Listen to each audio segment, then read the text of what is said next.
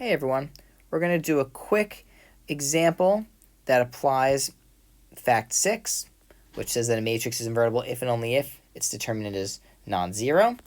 And then we're going to state a couple of cool, short, useful facts. Note that for example 7, I changed the question. It was a little bit, had a little bit of a typo, and I decided to change it this way. Use the determinant to decide if the set of vectors is linearly independent, right? Or to decide if, maybe I should say, if the vectors are linearly independent. Okay? So let's begin. Let's consider the matrix with those vectors.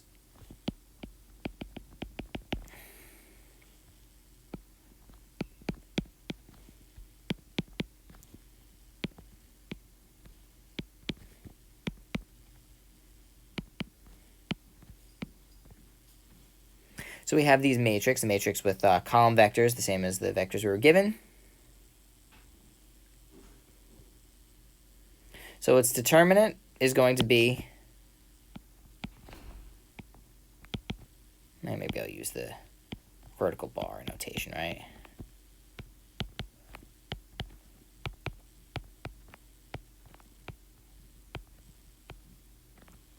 This is going to equal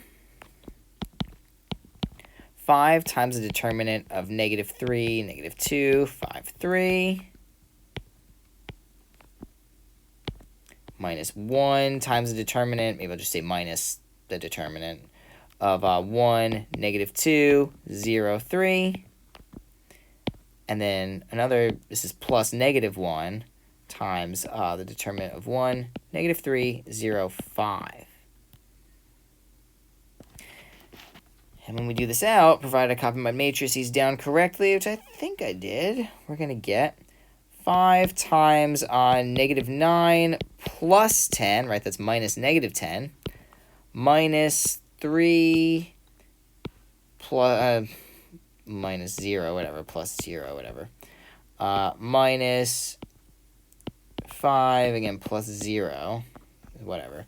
So it's going to give us -9%, 5, minus 3, minus 5, and I guess that equals -3. It doesn't really matter what the determinant equals so long as it's not equal to 0. So, by fact 6, A is invertible,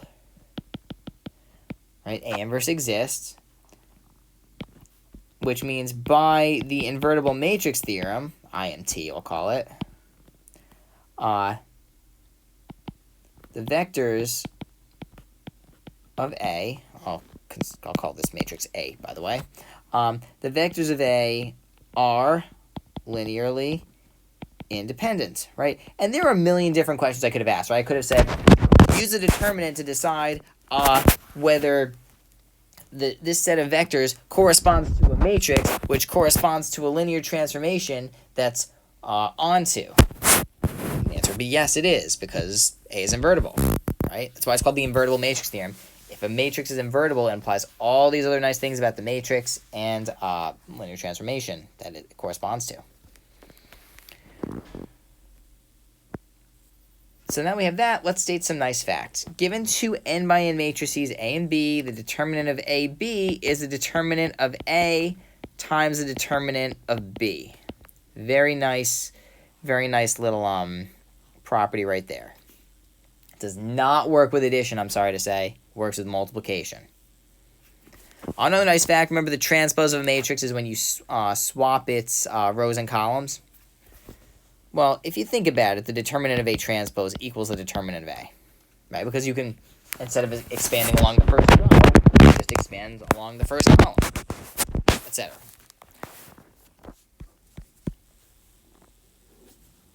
So that's the end of that, right?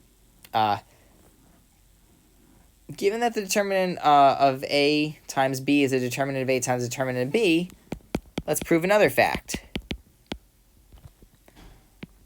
The determinant of A inverse equals 1 over the determinant of A.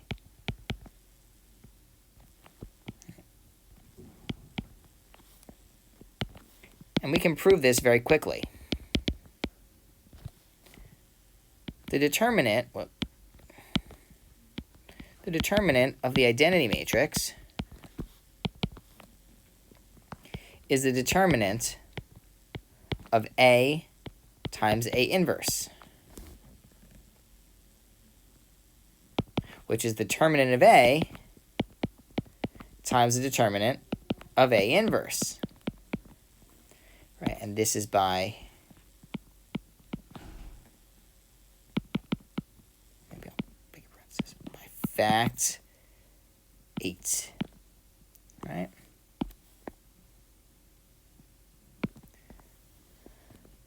Well, we also know the determinant of the identity matrix. It's upper triangular, right? So it's just 1 times, etc. times 1 equals 1. So 1 equals the determinant of A times the determinant of A inverse.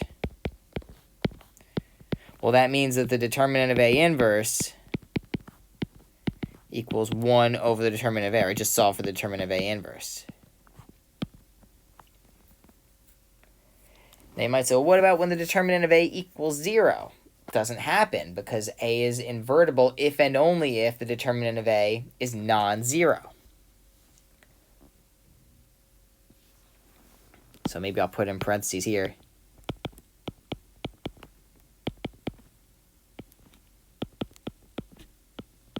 Or maybe I'll say this.